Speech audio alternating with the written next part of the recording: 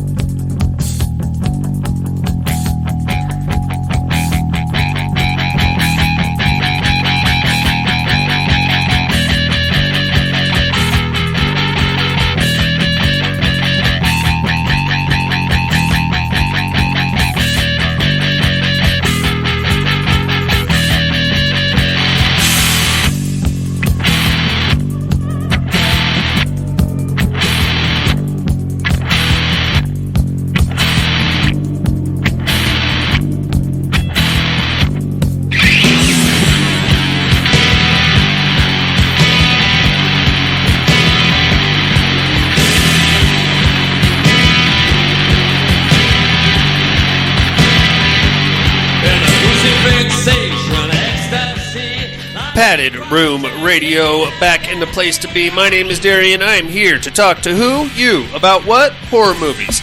I didn't come alone this time, or did I? My main man Jason Harrell's in the house. Hey. What's up, Big Daddy? No, just clinging on to what little life I've got left after a Disneyland trip. You went to Disneyland, you son I of a did. bitch. How much fun did you have? There's a fair amount of fun. There's about 3 times as much exhaustion. Of course. It's a fucking chore, dude. It is, man. Dude, it is. and I don't even have kids to chase after. Think about that. But I do have the youthfulness of Sarah right. leading me around by the nose. Good for her. Yeah. Good for her. She got to shake the dust off. Yeah, man. she's like, hey, let's ping pong to this side of the park, and now let's go right back to where we came from. Did you not get like the online map that shows you what all the wait is, like for which ride? Yeah, but still, you can only get like 2 fast passes a day. Yeah. Yeah. I can't grasp the concept of standing in a line to do anything, really. I can't imagine, unless it said like free money and vagina. Oh. Like, now there's a line Sure. that's probably worth standing I'm in. into that one. But stand here for 50 to 80 minutes to ride a thing that lasts 5 minutes. Get uncomfortably close with the people in front and behind you. Yes. Endure all of their various odors. And it was quite warm. I'm sure it was, man. But, I mean, still, it's a good time. Right the on. the Oogie Boogie Bash thing that we did. Very cool. The trick-or-treating thing. Very cool. That's, the best part of it. Very cool. Other than that, I'm really tired. Did you go on all the rides? Oh, no. Or did you go on any rides? A few. Did any of Very, them? very few. I went 2 years ago. Just about every goddamn ride I went on broke down. Because I am an old man. 2, get motion sick quite easy. So we did Pirates of the Caribbean twice, Haunted Mansion I think like 3 times. Nice. Fuck. Oh, then like kid rides like Mr. Like Toad. Yeah. and the Buzz Lightyear. Sure. Yeah. That one broke down on us. Did it? But we had like ridiculous high scores on it because you got to shoot the fucking things as you go Yeah. by. Broke down. We got like targets all over the place, so we just sat there for like 40 minutes just zapping the piss out of all of them. We take it way too seriously. And then it fucked me over because it shows you, it takes a picture of you while you're playing. Yeah. Well, it said my score was 0. Oh, nice. Yeah. Did you complain to the manager? I did.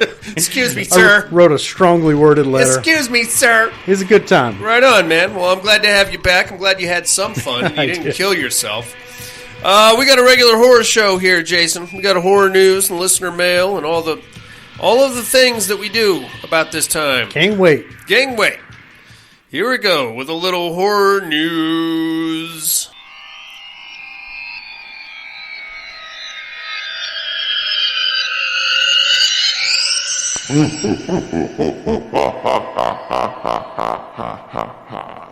Horror news. What you got, Big Daddy? Well, I had told you last time that I had ordered some overpriced replica of the hand for Talk to Me from Umbrella. Yeah. Well, A24 has now released their replica of it. Mm-hmm. And man, did they piss me off. It looks smaller. Well, I think it's got all the crud the scale. On it. Okay. It comes in a cool box. Nice. But did you see it's a fucking bong? Oh, is that what it is? Dude, it has a hole in the index finger so you can suck its finger. Oh, yuck. Yeah, so you can use it as a bong or as an incense burner. All right, then. So what's wrong with it just being the hand? I don't know. Why do you have to multifaceted? I have no idea. Here's a Swiss Army hand. I would have absolutely ordered it. Sure.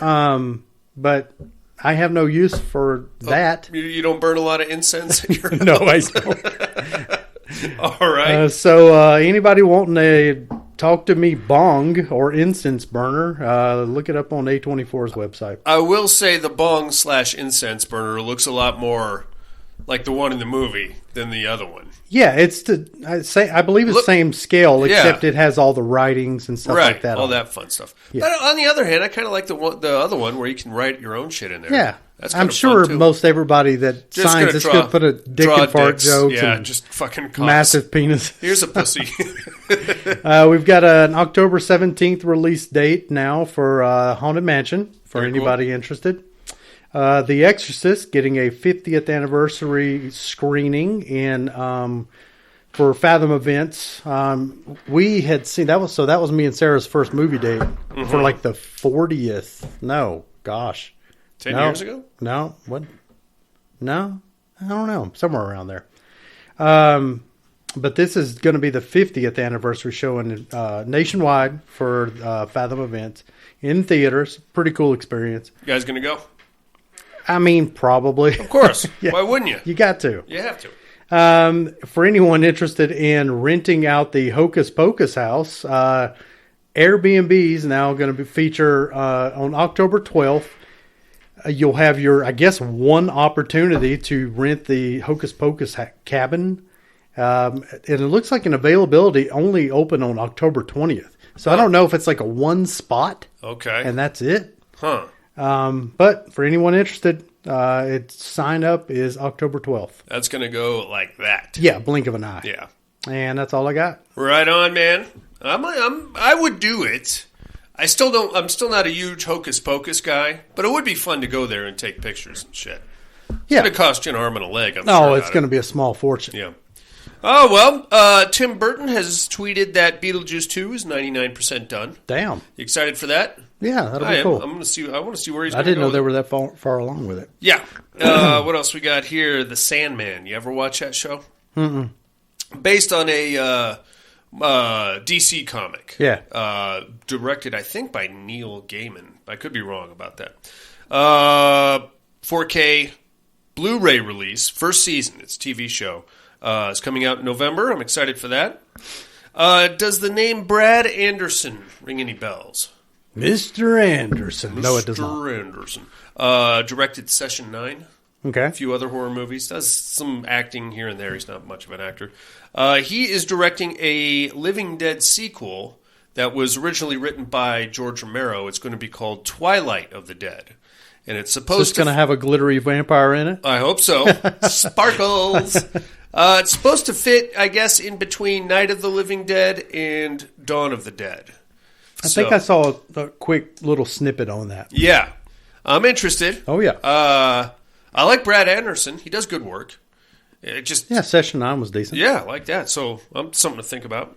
Have you ever seen a show called Hellier? No. Okay. You want to see some expert-level overreacting. Watch a show called Hellier.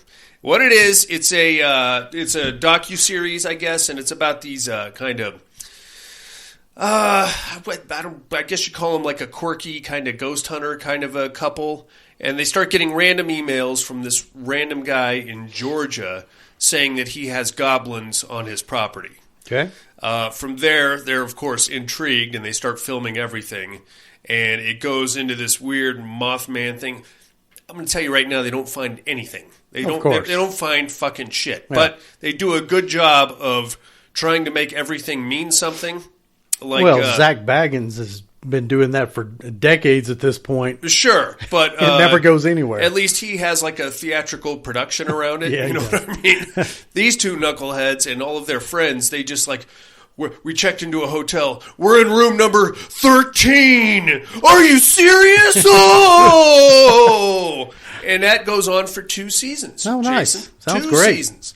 And now the new Kirks, Greg and Dana, are kind of teasing a new show called The Unbinding, which I'm sure will be more of the same overreacting to everything. Good times. Sounds great. You've sold me on it. I mean, I wish... Has anybody else out there seen Hellier? I would love somebody to defend it, because it's really a full 2 seasons of just horse shit. And it'll be a Georgian chupacabra. Something. Yeah. I think they went into a cave, and at the end of season 2, they found a tin can, and they tried to explain that was actually the Mothman. Oh, yeah. Yeah, because the Mothman can shapeshift and be a tin can. Maybe the Mothman was just eating some Franks and beans. It could be, or the Mothman is a hobo. And he left his fucking bullshit. Yeah, he did. It's pretty silly, man. I don't know. I will probably watch it just because. Why not? I love watching people overreact and make mountains out of molehills. That's all we got in the horror news, amigo. You ready for some listener mail? You bet. Let's get it on.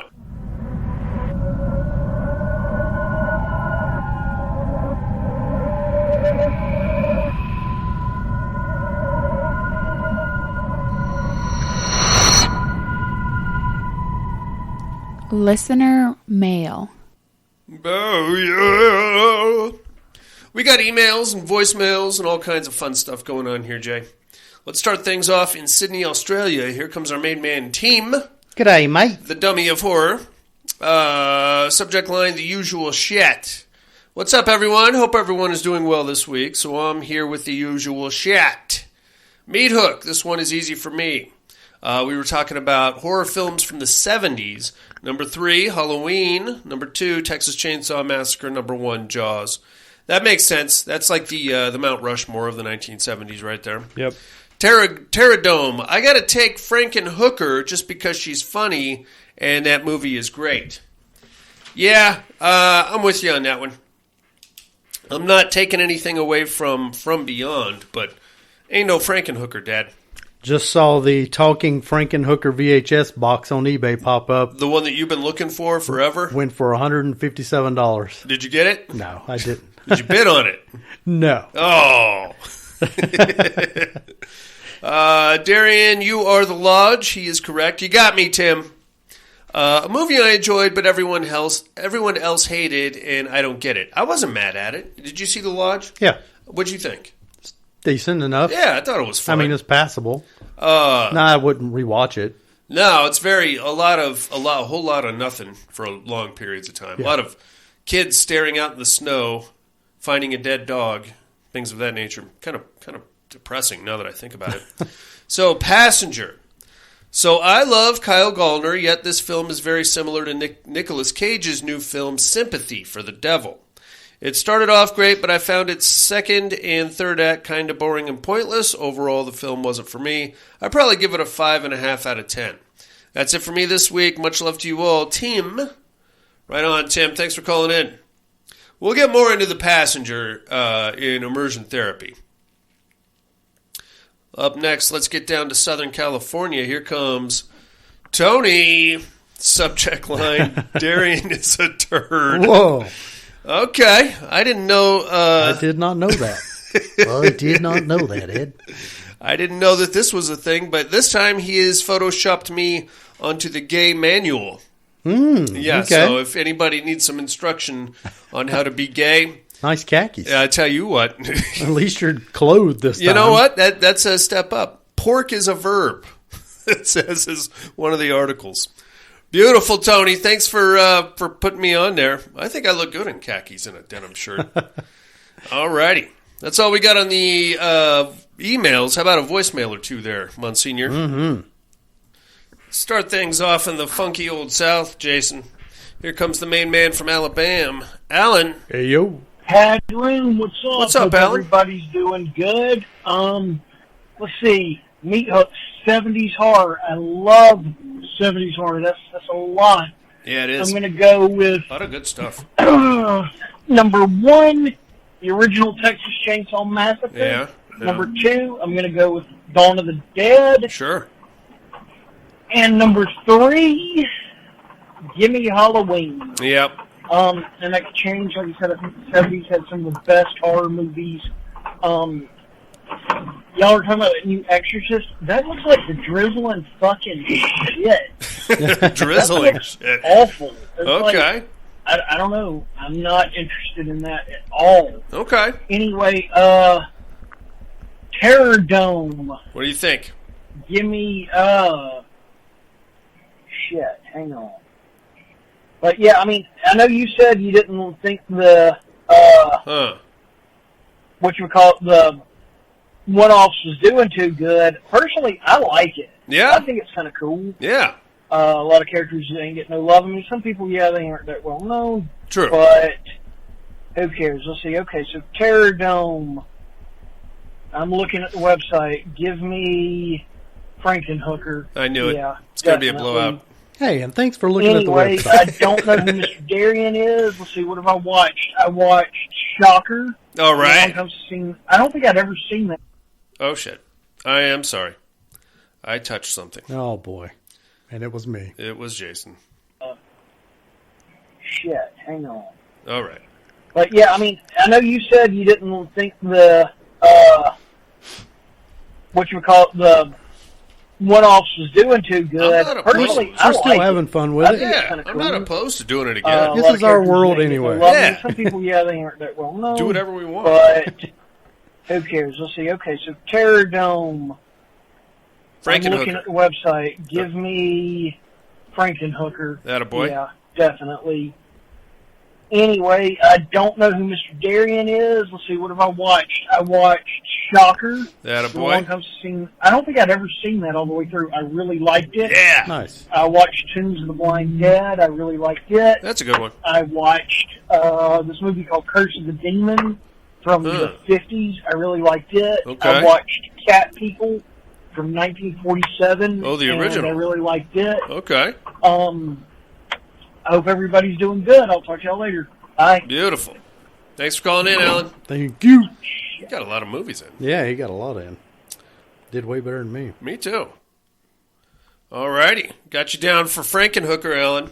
Let's get back to Southern California. Mr. Tom Hardy's in the house. Hey-yo. Hey-yo. Hey yo, padded room. How's my favorite degenerate this week? We're okay. I just wanted to call in and check on see what's been happening. Also, I need to get in on that there Terror Dome. Yeah, what do you think? Frankenhooker. Dr. Pretorius. Was it From Beyond? That Doctor? guy, yeah. Give me the Doctor from Beyond. Oh, and, okay. Well, I'm glad it's not a blowout. You know, maybe you can put Frankenhooker in one of those little get-ups that he got Barbara Crampton Yeah, in. weird harness thing. It's not going to be as good as Barbara Carrington, but fuck it. You know what? Give me the Doctor. I don't know why. Okay. As far as the fucking educating department goes, I don't got you this one. Ah. So that means bad clues by you. Oh, okay. On the Meat Hook Know about there, that. 70s flick, man. What do you think? Man, 70s got some good fucking flicks when you start thinking about it. But You're right. I think in the end, you gotta go with the big three: the Halloween, Exorcist, and the Texas Chainsaw, of course. I think. Sure. Yeah, you just got to go. Kind of hard to get around those ones. Shit. Oh, on the what are you looking at department? Yeah, what do I you got to catch this flick again. We were talking about it a little while ago. Okay. Two Evil Eyes, the movie where it's got one segment from George Romero and one segment from Dario Argento. Correct. And I remember really liking this flick. I haven't seen it forever. Yeah, not as good as I remember. Yeah, I never. Particularly the Dario Argento one. The fucking cat thing. Fucking, it's kind of, yeah. But you do get to see fucking Harvey Keitel acting in a Dario Argento flick, acting fucking crazy as fuck. Oh, you a which doctor? is good. You know, that's a fine thing. There was one fucking great moment in there. You're going to be Where okay. I literally bust out laughing. I don't know the year of this flick, but it's got to be before Weekend at Bernie's. Okay. There is literally a Weekend at fucking Bernie's moment in the movie. Yep, I know where what you're the talking guy about. killed his wife, but he needs the neighbors to see them leave together. Yep.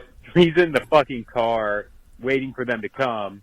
Then he approaches, drives by them, and then he waves, and his hand is connected via like a pulley system to Yeah. her hand, and it fucking waves as well. It's a great weekend at Bernie's. Anyway, that's all I got. Hope all is well. Love you like family. Love you too, Tom Hardy. Smoochy Boochie. I tell you what, my friend, I think you just picked this week's immersion therapy. Prepare yourself, Mr. Harrell, for two evil eyes. Right on. That's all we got on the listener mail, amigo. You got anything for Tom Hardy, Alan, Tony, or Tim? TTYL. Love you guys. Thanks for the gay stuff. Can't get enough gay stuff, Tony. Keep it coming, big guy. I think it's time to get into a movie. There, hot dog. Are you ready for this?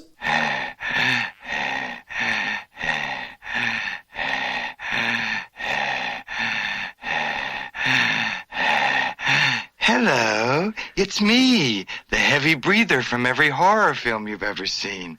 You know me. First I terrorize my victim by the telephone.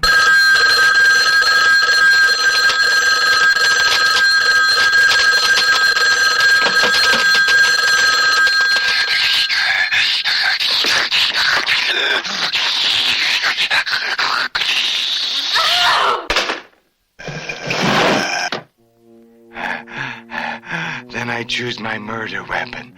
A gun? Nah, too easy. A hatchet? Nah, I always use a hatchet.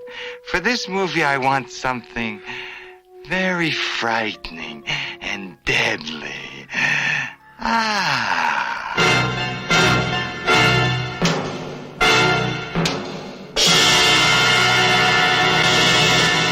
Then I climb the stairs to surprise my victims. Why do they always live upstairs? This movie's a comedy, so killing's not so easy. Sugarless.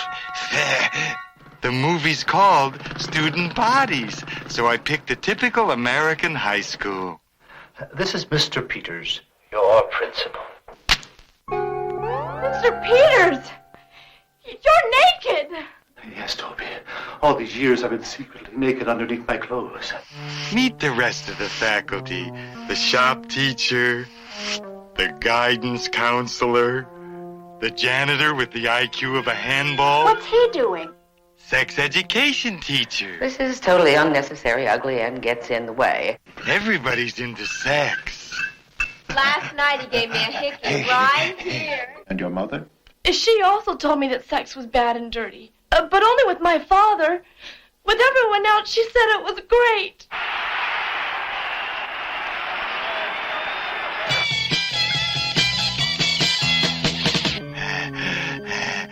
I'm into murder myself, and student bodies are going to be everywhere. Dead bodies downfield. 15-yard penalty.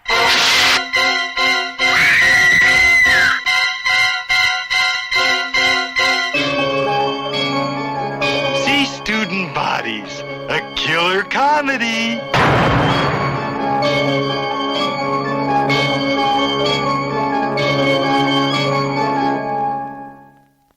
Student Bodies, Jason Harrell. Yeah, boy. 1981. 5.4 stars on IMDb, written and directed by Mickey Rose. Stars Kristen Ritter, Matthew Goldsey, and Jerry Belson. This one's got an R rating. I'm not sure why. I didn't see any boobs, did you? No, I don't remember any boobs. I do remember the part where the voiceover comes in. No, it's like the breather? teacher or whatever. He says, "Hey, for this thing to get an R rating, there has to be vulgarity." Yeah. And he's like, "So fuck you." And then that was it. Apparently, that's all you needed. I think that's it. I saw a Disney movie yesterday that said "fuck you," so I think apparently times have changed quite a bit since then. This is it's a spoof of a horror movie. It's comedy. It's like Zucker Brothers. Yep. Or is that the Naked Gun movies? Was that the Zucker Brothers? I thought that was a National Lampoon joint. It could be them too. I don't know. It's like a Naked Gun level spoof of a horror movie. It's a lot of like stoner humor, a lot of adolescent jokes. It would have been funny around the same time that Saturday the 14th was funny. I don't remember that ever being funny. Well, when I was about 7. 7? That sounds like a good age to watch this. It's that's what it is. So we start off in suburban America, and we've got the outside of what is, for all intents and purposes, the Myers house, and then somebody in creepy POV creeping up on it, breathing heavily. But like the breathing even had like a New York Jewish accent. What are you doing? I don't know. It was definitely an East Coast accent on the breather. We start off with some menacing phone calls. It's kind of cute, I guess. The phone is like ringing continuously, and every time the girl answers it, it's just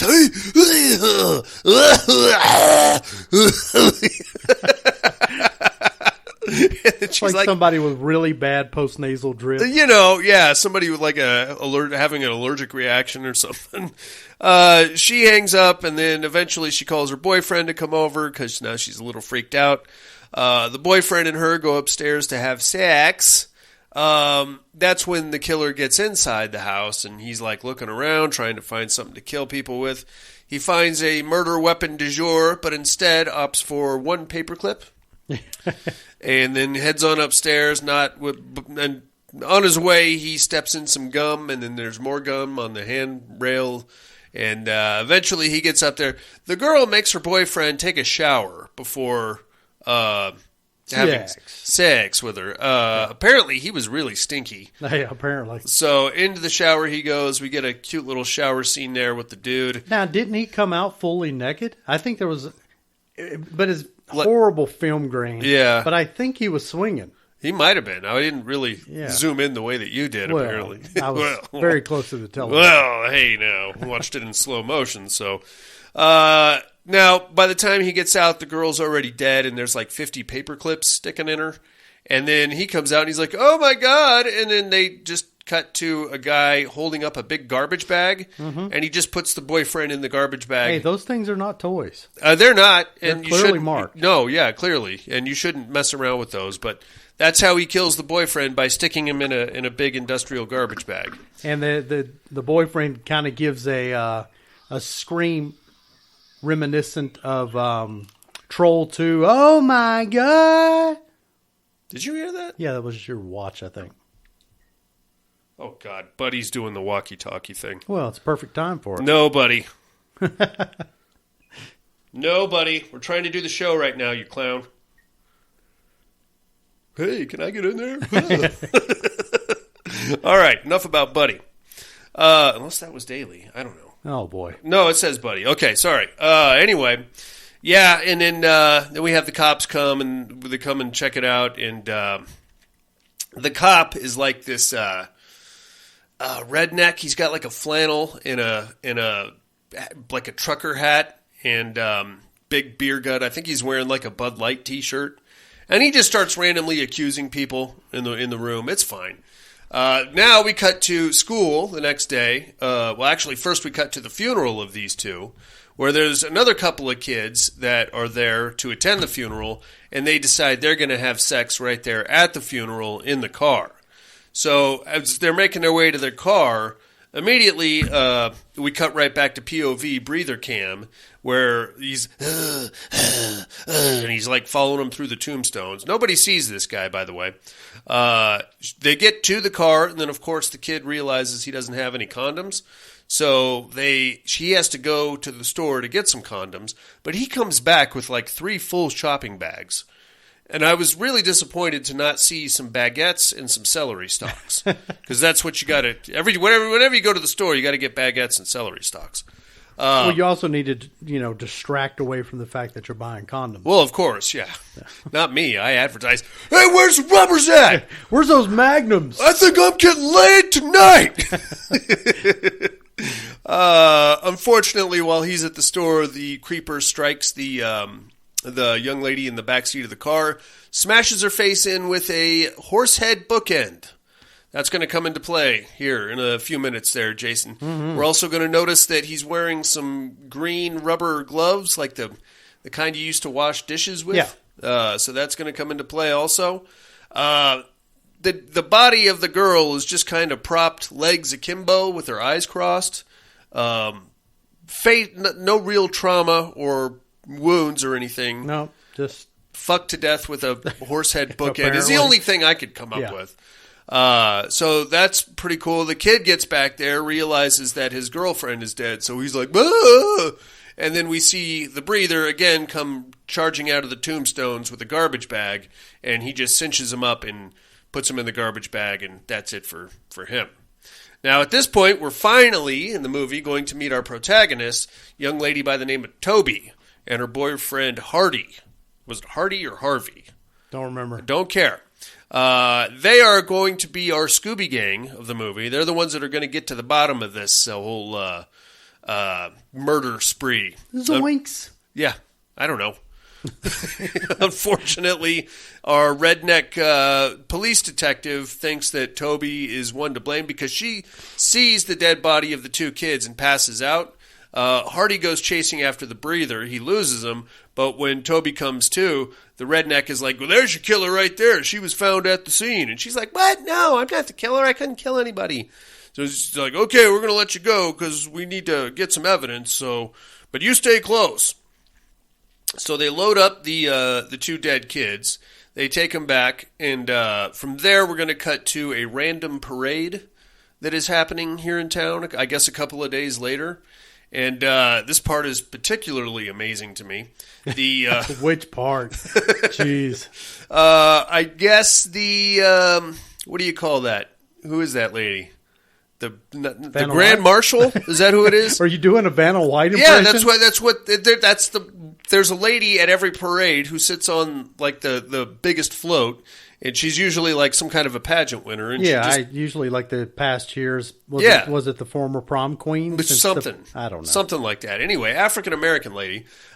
She is up there, and she's giving him the Vanna White wave as she drives by, and she's smiling and very attractive. And for some reason, the parade comes to a stop.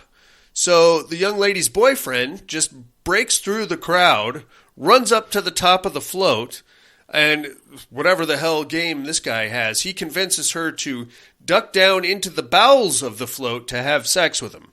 His reasoning is, she's right. The float that she's riding is like a big bull, and he says, "Hollowed out bulls make me hot." Awesome. Don't they make us all hot? So they go down there, and then of course we cut to heavy breather cam, and he's kind of somehow he's in the bowels of the float too, and he's like watching him. Yeah, this thing's a lot more spacious than you would think. You could fit 6-8 people down there comfortably, and there's all kinds of 2x4s and shit hanging, so you could probably hide a guy or two also. Again, our boyfriend doesn't have any protection, so he's got to dip out to go find some. That's when the breather strikes. He kills the prom queen or whoever she is, and then when the boyfriend comes back, he gets him in the garbage bag also. Excellent. We are already up to 6 dead bodies, Jason. Yeah, it lets us know, too. We know that because we have a running on-screen kill count, which is very helpful to me in keeping track of all this shit. I was thinking that, instead of you having to keep count for a body count at the end, they did the work for you. Absolutely. Appreciate it. Appreciate that.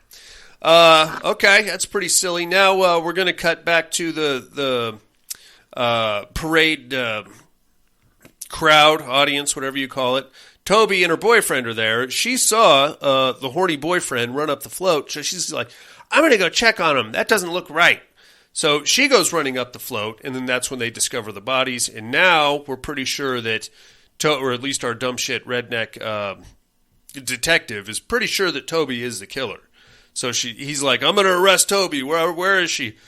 She hides in the gurney with the dead body, and they take her, for some reason, they take the dead bodies back to the high school instead of like a morgue or a crime scene processing. Oh, was that back at the high school? Yeah, because the principal was there, and they brought the janitor in, and the sex ed teacher, and now we're going to meet the wood shop teacher also. This is a blatant red herring, but this dude is obsessed with making horsehead bookends. Yeah. There's more horsehead bookends in this movie. So many. Thousands. It gets him hot, I think. But there's a little bit of a red herring there because he's wearing the green gloves while he's making the horsehead bookends. All right. She hides in there, manages to sneak out once the detectives... either the body or her starts blowing farts while they're in there looking at the dead body. They make Hardy look at the dead body. They're like, hey, look what your girlfriend did here. And then she's like... And then I guess it was so bad that it cleared the room. But Hardy came back and let her out of the body bag once everybody cleared out of there. She's like, oh, God, its body is stinky. So from there, he has to hide her. So he takes her up to, I guess, the drama department where she gets, into a disguise, which basically is just her slutting herself up.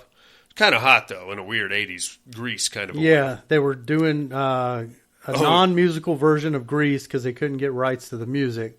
And I think she was dressed up as like Sandy. Sure. So. The sluttier version of Sandy. Yes. Very well done.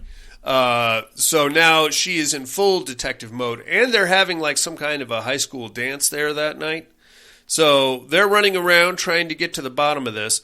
There's like a Carrie kind of a conspiracy where like the bitchy, more popular girl thinks that she's going to be crowned prom queen. Mm-hmm. But in a weird move, they decided that they didn't want to crown a prom queen because all the kids were dying. All the other participants had been killed off. So yeah. Since there was only one eligible person, they said, we're not even going to do it. Yeah. So instead, they give the crown to the principal. Right. Who is the queen of education or something like that. He's very excited.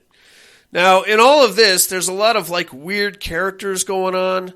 Another couple of kids get killed underneath the bleachers during the football game because for this guy, he says trash makes him hot. So he goes down there. And again, he doesn't have any fucking condoms, so he has to haul ass to go get some. And then the movie is very safe sex oriented. It is. There is not it's got a good message. There is zero coitus happening anywhere in this movie. God damn it. A lot of cock blocking. It really, if they had like a share program. Yet, he's only supposed to be killing people who are having sex, but nobody ever gets to have sex. No, he cuts them off. Yeah. He cuts them off at the pass. At the gash. Hey, cock blocking in the first degree. So at this point, we're at our prom. The killer has called the police and the school administration and told them that he's going to kill again at the prom. So they've got all the teachers there, everybody's chaperoning, and there's the detective is running around.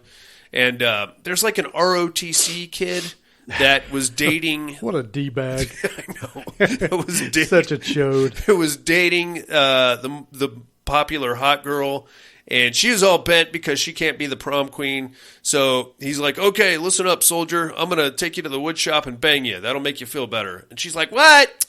Okay, so they go to the wood shop. Unfortunately, the shop teacher is already there because he saw Toby in her slutty Grease outfit, and that got him all hot and bothered, so he had to go make some emergency horsehead bookends just to get his head right, I guess.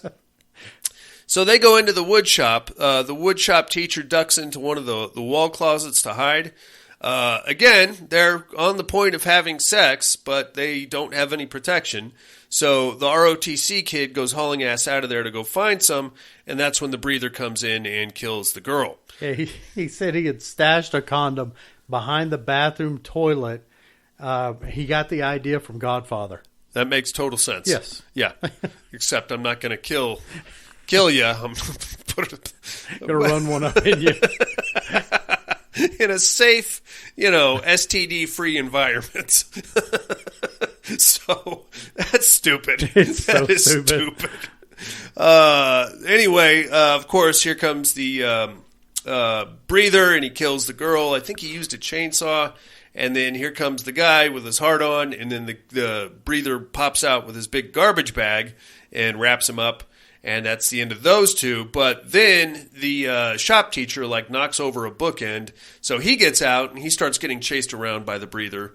But the breather's chainsaw is electric. So he only has so much room on the extension cord. And then the shop teacher gives him some pointers on how to take care of the blade better. And he's like, you need to wipe the grease off of that and store it properly. And then he gets bonked on the head with a chainsaw case. Yeah.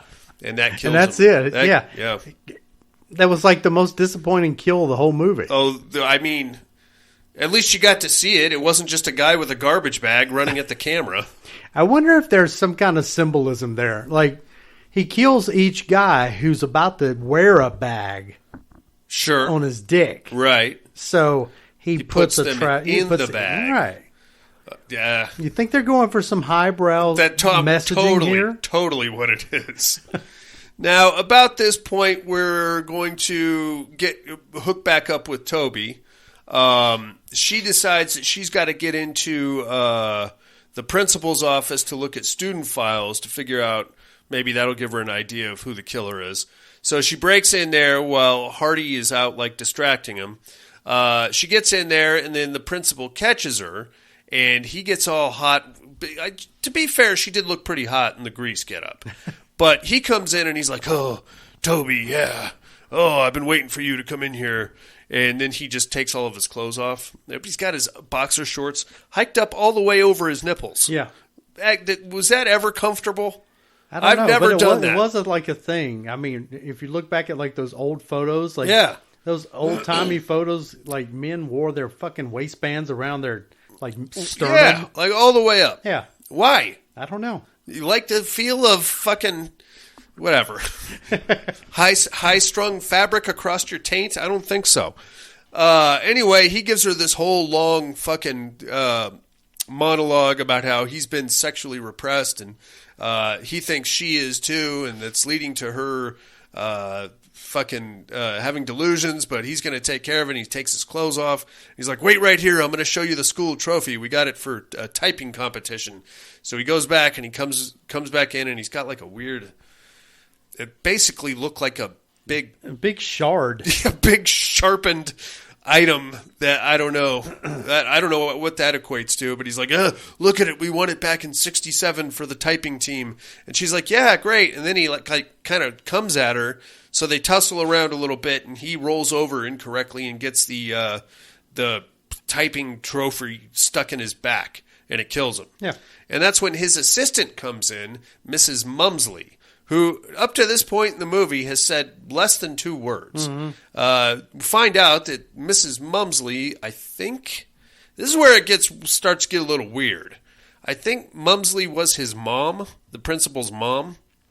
Well, she said, I'm his dad. His dad, mom and dad, kind of a thing. Right. Or something. And the principal was the killer, but she was helping him and helping him get rid of the bodies. He would only kill... He would target the guys. Yeah. She would kill the girls. That's right. So apparently they both had to be present at the same time. Delightful. Because if one killed one and one killed the other other one got away, they can identify him. I guess that makes sense, sure. Whatever. From there, exactly. From there, we get a very Shining-esque chase sequence where Toby's trying to get away. She goes hauling ass down the hallway.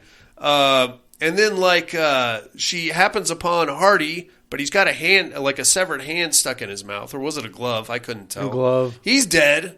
And then, suddenly Mrs. Mumsley is in one of those wheel garbage cans, and she's, flying after her, but she's, riding in it like it's a tank with an observation. I didn't see that. What the hell? And then all the kids that have already been killed start, randomly popping out of doors and scaring the piss out of Toby as she goes, and Mumsley's, getting closer and closer, and, all the dead kids are popping out, and then she goes up some stairs and into, a spiral staircase, and then she jumps out of the window, goes crashing all the way to the ground, and then she wakes up in a hospital bed, and she's not sluttied up anymore. Like, oh, Toby, it's about time you woke up. So guess we're saying that she had swine flu this whole time, and this was all one fever dream? Yes. She wakes up and, everybody's... Yeah, it was all just a dream. Everybody's there, but the actors that are playing them are doing different characters. So, the weird... janitor guy is now actually the principal. Do you see the size of the hands on that dude? His arms are so long. Dude. And his hands are fucking massive. That guy, there's something wrong with that guy. Yeah. I'm sure he's a wonderful man, but... It was like Tiny from... Matthew McGrory. Devil's Rejects. Yeah, just more agile, because he could do weird shit. And now the shop teacher is there, but now he's the French teacher, and he's like, I will always be your French teacher. Hardy is there. He's still the same. The ROTC kid is there, but he's openly gay now, and so is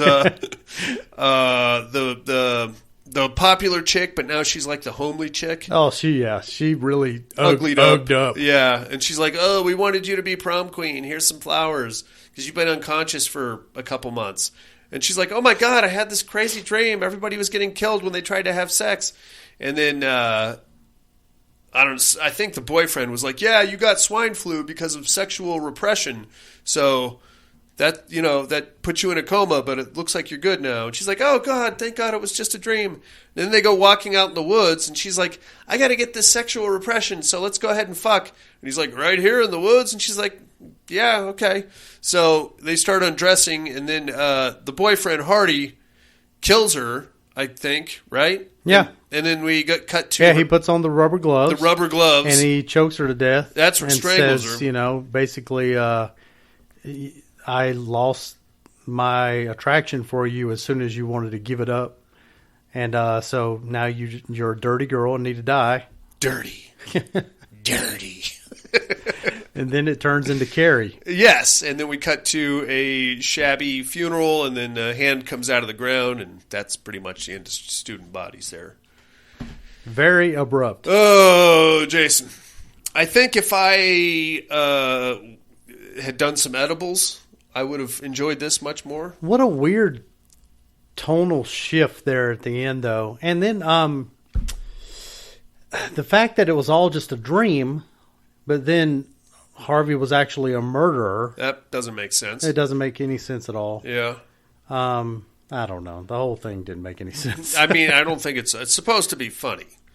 But that wasn't funny at the end. I got a couple of chuckles. Sure, I did too. Just out of like the silliness but of that it all. ending, like you would think that a movie that was a comedy through and through would have ended on a comedic note. Sure. And this did not end comedically. They should have had the hand come out of the ground, but it's got a dildo. That would right in his mouth. That's right. Boom! Just bang him right in the forehead with it.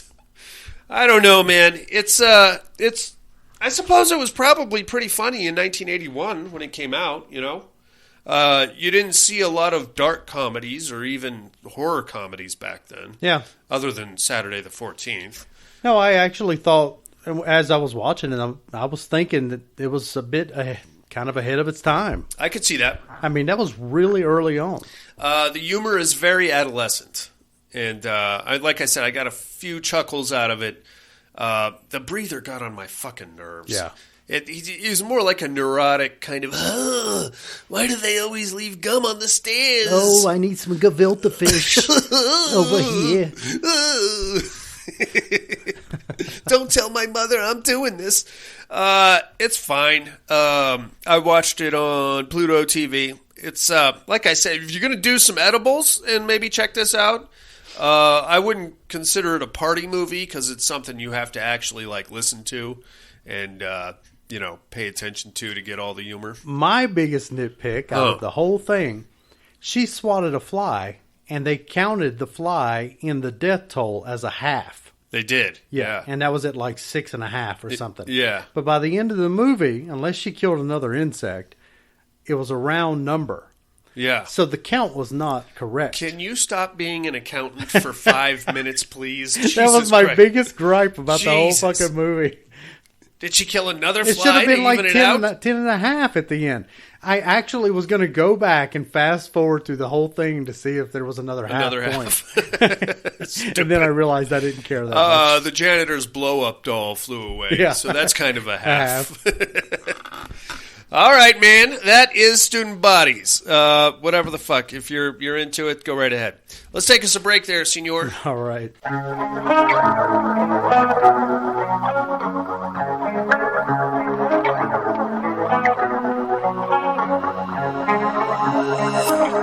Just a cast away, and I stood at sea. Another day is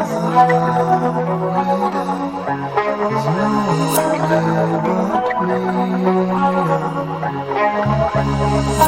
me.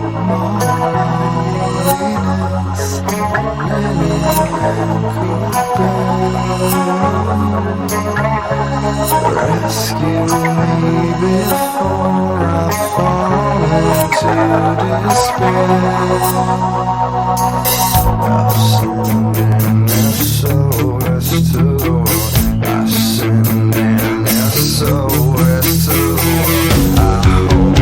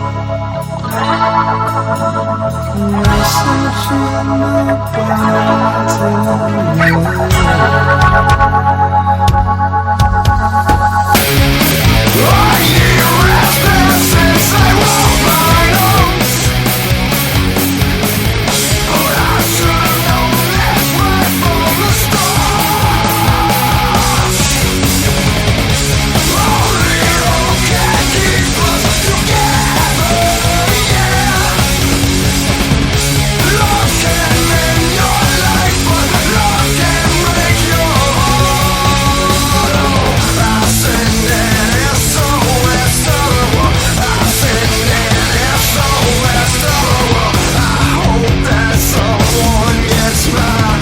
I hope that someone gets mine. I hope that someone gets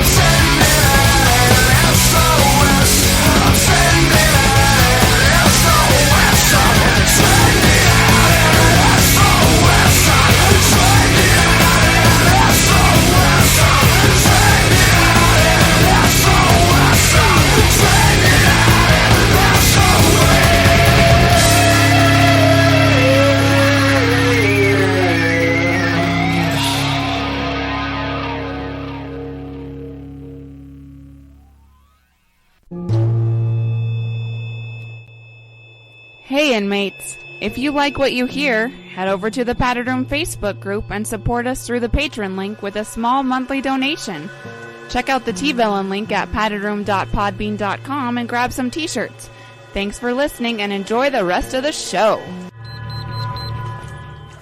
And we're back, Jason Harrell. Yeah, boy. Yeah, buddy. Good thing you didn't try to have sex with me while we were on break. We would have got a trash bag over our face. I know how restrooms make you hot. They do. So do trash bags. God damn it. I think it's time for 3 on a meat hook, my friend. Mm-hmm.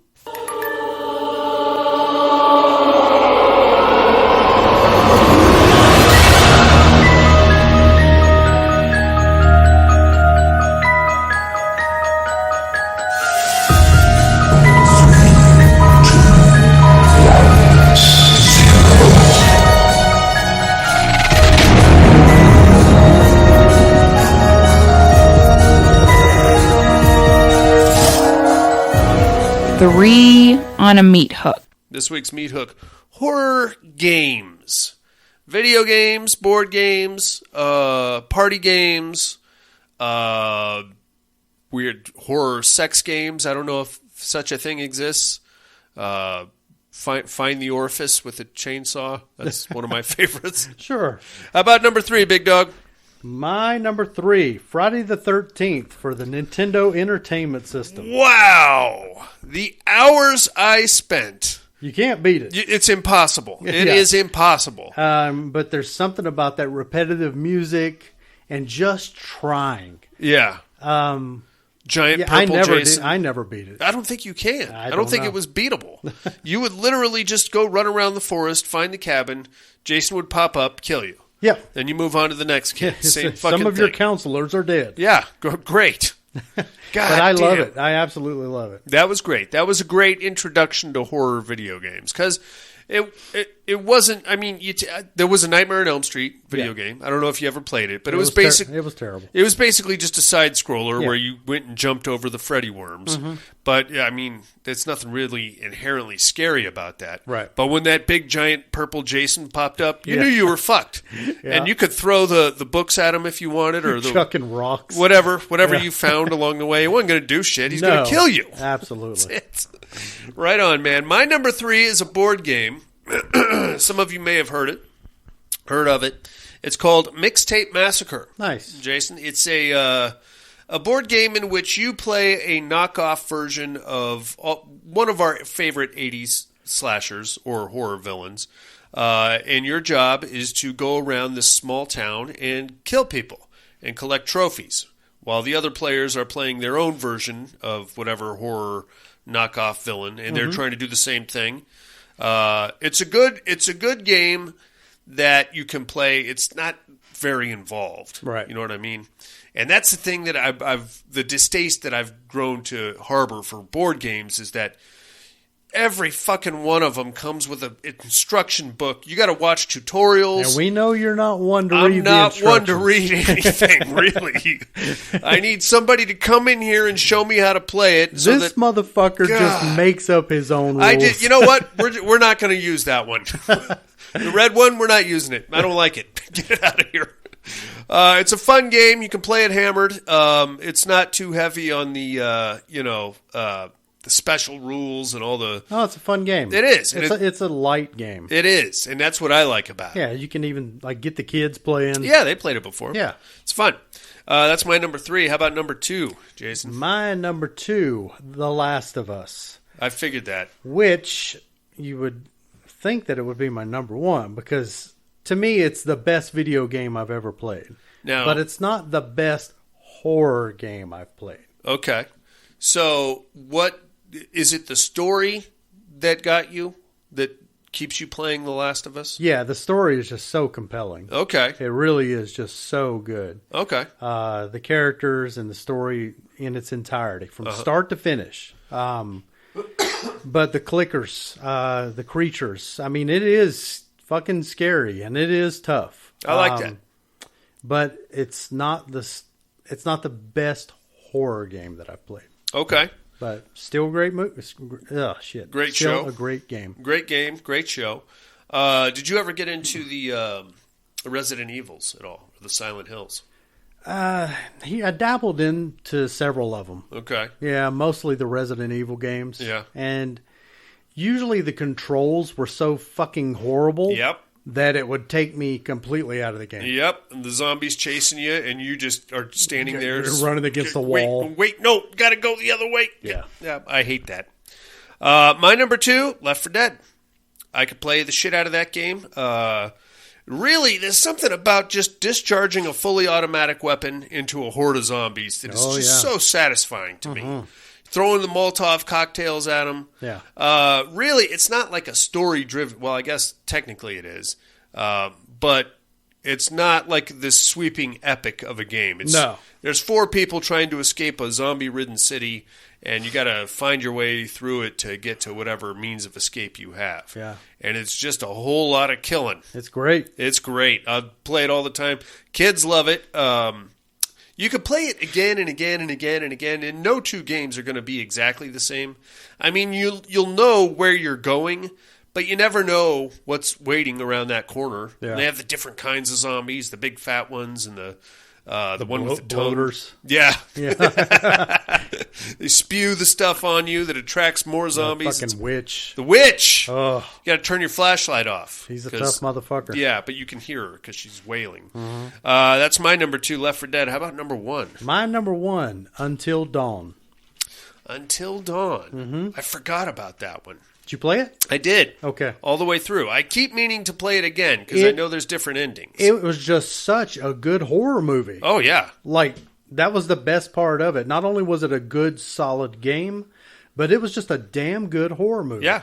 I even saw an article back when it came out, and it said the best horror movie you'll see this year is Until Dawn. On your PlayStation. And I felt almost as strong. Sure. I mean, it was just a really good story from start to finish. Yeah. Unfortunately, the ending, from what I understand, the ending doesn't change much. It's just a matter of who lives and who dies. Yeah, I just recently saw somebody post the other day where you can actually get everyone to live. Really? And from what I had read up to that moment, somebody always dies. Okay. So I never managed to get anybody to live. No, because I think, if I remember right, there's one situation where a chick and a dude are tied up and there's like a saw blade coming at them, and you have to save one of them. You can't do them both. Hey, great game. Great game. Loved it. Very involved. Not like something you want to play just to play. It's not an action game. You know what I'm saying? You're just making decisions. That's all you're doing. Yeah. You don't have to like hit targets or escape anything or anything like that. You do almost get to have sex. Almost. At one point. So you go to get the condom, you come back, you get a trash bag over your head. Shit. Burning cabins in the woods make me hot. My number one, you probably already know it. I never stop talking about it. It's Dead by Daylight. It is Dead by Daylight. I play the living piss out of this. Yep. There's a role-playing element to it. There's a... you kind of level up your characters and you get different perks for them. Plus, you have all your favorite characters in there. Mm-hmm. Freddy Krueger, Leatherface, Pyramid Head, Pinhead, Sadako, Amanda from Jigsaw. Who else? Ghostface. He's a motherfucker. And on top of that, like their own created killers and survivors. They're great. You got Nicolas Cage in there, for Christ's sakes, as himself. How can you beat that? Can't go wrong you with can't that. go wrong with that. I love it.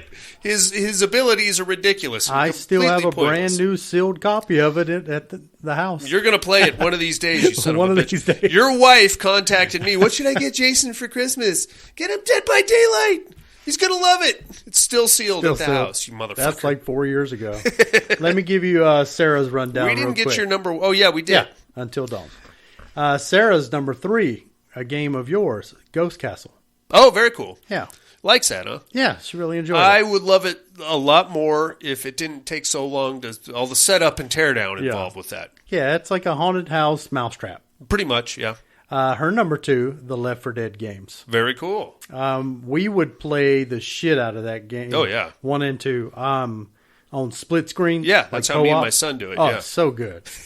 And her number 1, Vampire the Masquerade with Darian as the game master, as long as he draws potatoes as character visuals. Oh, listen to her. Nobody ever accused me of being an artist, Sarah. God damn it. I'm never going to hear the end of that, am I? You say you're not much of a writer. She says you're not much of an artist. Not much of an artist of any caliber, really. Writing, art, sculpting, I'm sure I would suck just as much as that. Right on, man. We would like to know what your top 3 horror games are. Board games, role-playing games, whatever you guys are into. Let us know. Just go to paddedroompodcast.com. All the information, the mental health hotline, it's all right there. I want to know, what am I missing? Is there some game that's really kick-ass out there that I've completely overlooked? Let me know. I'm going to try it out. In the meantime, let's get into the Terradome, Jason Harrell. Mm-hmm. No tears, please. It's a waste of good suffering. I'm not gonna hurt you. You didn't let me finish my sentence. I said, I'm not gonna hurt you. I'm just gonna bash your brains in. I'm gonna bash them right the fuck in. I'll kill you all. I'll drive you crazy. I'll kill you all. My worst dream come true. 6-year-old child with this blank, pale, emotionless face, with blackish eyes, the devil's eyes.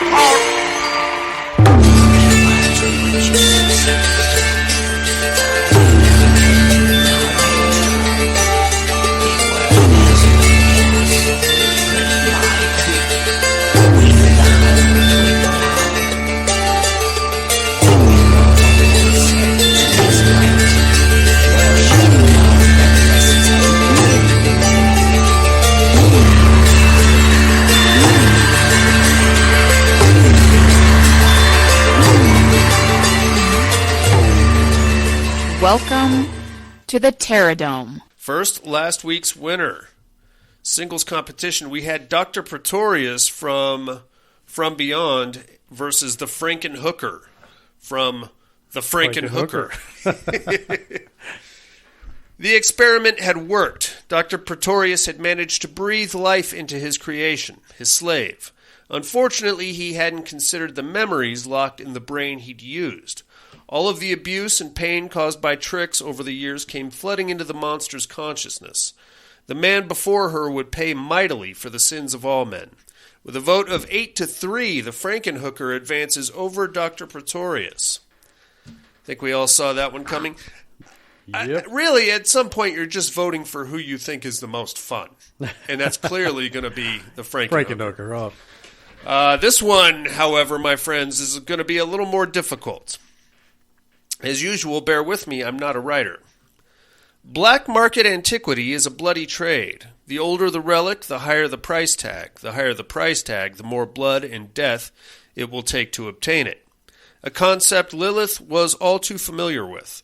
Her attachment to the blood key had taken her all over the world. Luckily, its current owner had no idea what it was or the power it held.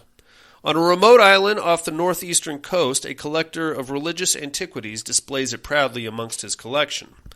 A local television personality arrives on the island for some much-needed rest and relaxation after a brush with a deceased serial killer. What she doesn't know is that the island retreat holds more secrets than it does therapy groups. What the collector doesn't know is that the key's rightful owner is coming to take back what's hers. Singles competition, we have Lilith from Bordello of Blood versus Eddie Quist from The Howling. Vampire versus werewolf. Jason, how say you? Give me Eddie. I would normally take Eddie, but here's the problem. Eddie is horny. If you recall so horny. The opening of The Howling, yeah, just the dirtiest, dingiest fucking porno glory hole stall ever. Look like a top-notch Jack Shack. Top-notch Jack Shack. And Lilith can exploit that definitely, and she'll let him watch her masturbate also. That's true. Which is very exciting. I'm taking Lilith on this one. It's Lilith versus Eddie Quist, inmates. Get us your votes by next week if you can. Consider that matchup while we tell you what movies we got to watch this week, during this segment, called What Are You Looking At?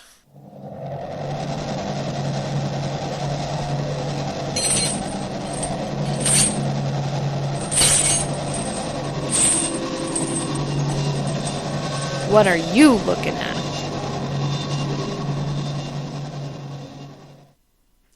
I watched The Return to Horror High, Jason Harrell. I made a bold move. I wanted to do a deep dive into the lore. Yeah. And get the whole story on Horror High. Is it a continuation? No, it has nothing to do with didn't think anything. it was. It does have George Clooney in it, though. Oh, well, so there you go. There's that. No, it has nothing to do with the original Horror High at all. It's this one is the one where the filming crew shows up to make a horror movie where the actual events took place, and then the cast and crew start getting killed off. It's dumb. It's dumb shit.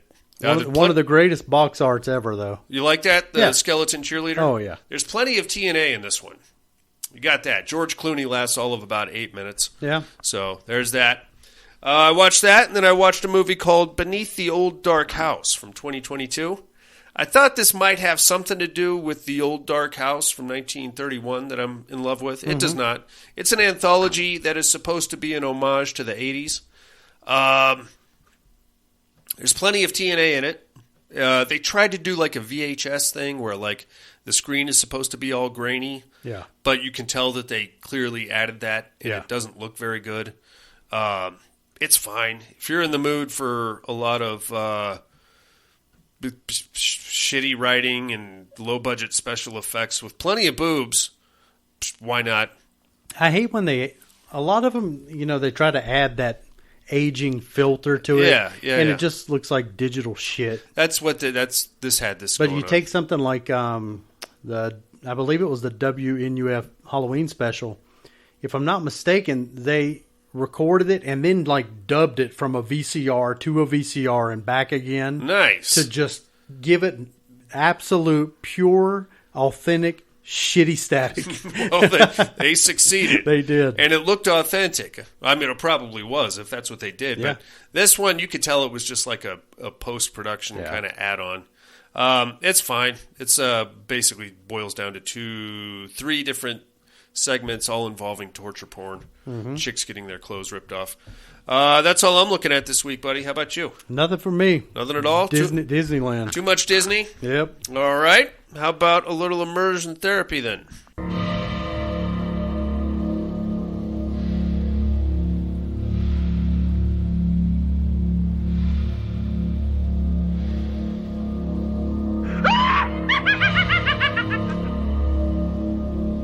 Immersion therapy.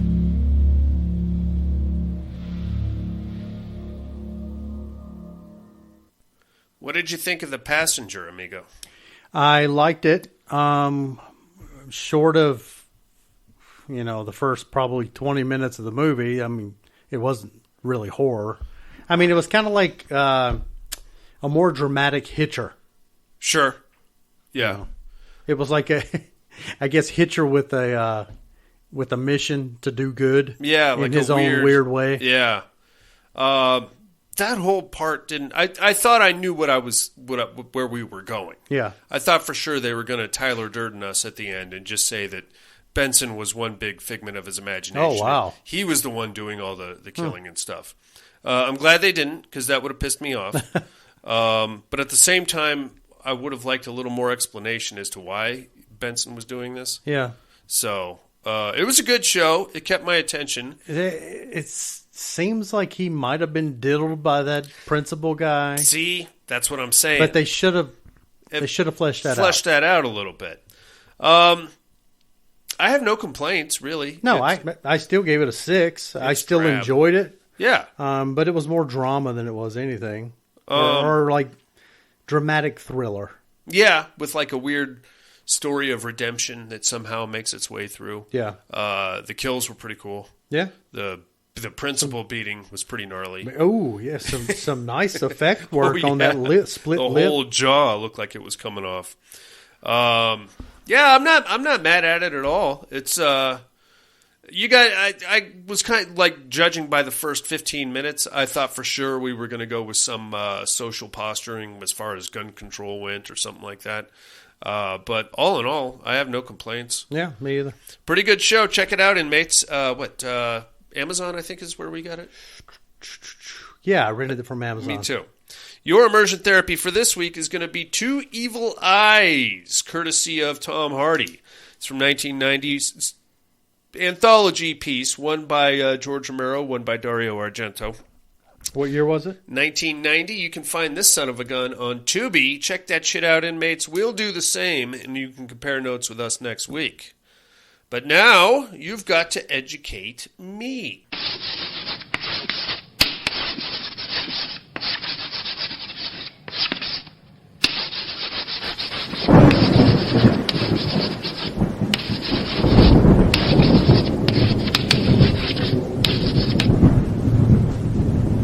Educating Miss Monica.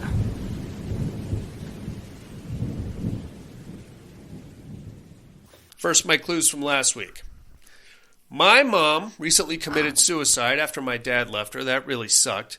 Now, my dad is taking me and my sister and his new girlfriend up to a winter lodge where we're going to spend some quality time. Great. By the way, I did some Googling. This new girlfriend just escaped from some mental cult, and she could quite possibly be dangerous. Hope she doesn't kill our dog. Or I hope I don't kill our dog, I guess. I Am the Lodge from 2020, I think. Seen this one, Jay? Yeah. Not bad, huh? Yeah, Sarah guessed this one. Oh, she did? Yeah, she was real proud of herself. Look at her. I said, well, call in and leave it on the voicemail. And she said, well, he would just delete it. Oh, come on now. I would never. I would never, Sarah. How dare you? It's not a bad show. It's very drab and kind of depressing. And when you get to the end, it's a real kick in the dick. But other than that, it's fine, I think. Who might I be this week, you ask? We do ask. I am a young lady that was sent to a boarding school in Europe because my dad is a film producer, and my mom is an actress, and turns out they don't have a lot of time for raising kids. I might get bullied at this school, academy, whatever it is, but I got a little something on my sleeve there, Jason. I can control swarms of insects. Can you believe that shit? Got a future X-Men on our hands. That's what it is. And it's a good thing, too, because there just so happens to be a crazed killer on the loose stalking the European countryside. I think we're in Bavaria or someplace like that, now that I think about it. Who might I be, you ask? You tune in next week, and I'll drop some knowledge on you, sir. I shall. In the meantime, I think that's about going to do it for us. Like, comment, subscribe wherever you found this show. That helps our visibility quite a bit. We do have a Patreon campaign running. Find any information you need about that, us, the Terror Dome, the Meat Hook, immersion therapy, gay stuff with my face on it. It's all there. PaddedRoomPodcast.com. You're going to love it, especially the gay stuff. Tony really puts some effort into the gay stuff. There is some effort. He really, I think he gets up early, starts working on it.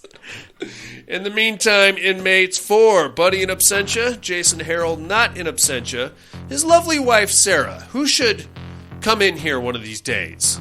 I know she won't, but I'm gonna keep on her about it. Yeah, she won't. Teenagers that can control insects, winter lodges and the perils thereof, and the Padded Room Podcast. I'm afraid visiting hours are over. Bye.